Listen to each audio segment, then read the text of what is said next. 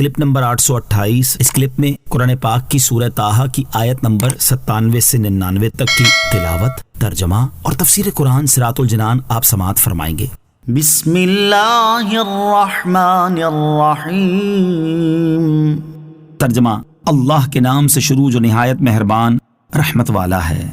قال فاذهب فإن لك في الحياة أن تقول لا مساس وإن لك موعدا لن تخلفه وانظر إلى إلهك الذي ظلت عليه عاكفا لنحرقنه ثم لننسفنه في اليم نسفا إنما إلهكم الله الذي لا إله إلا هو وسع كل شيء علما۔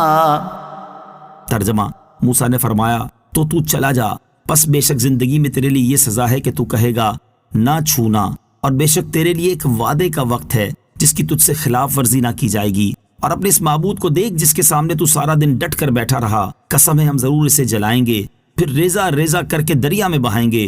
تمہارا معبود تو وہی اللہ ہے جس کے سوا کوئی معبود نہیں، اس کا علم ہر چیز کو محیط ہے۔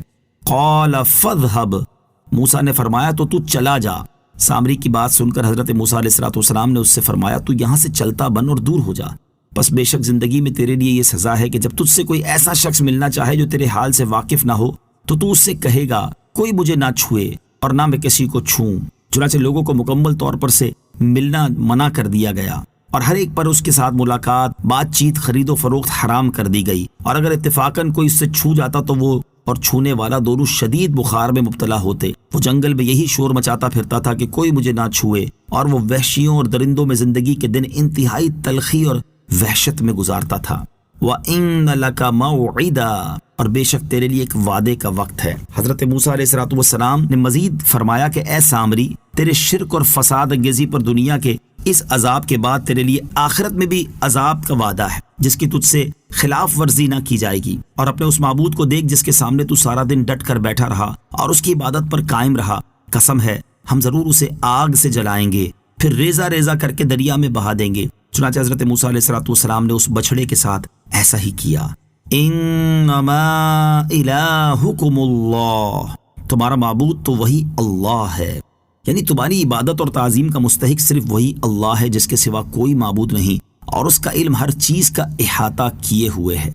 كذلك نقص عليك من أنباء ما قد سبق وقد آتيناك من لدنا ذكرا۔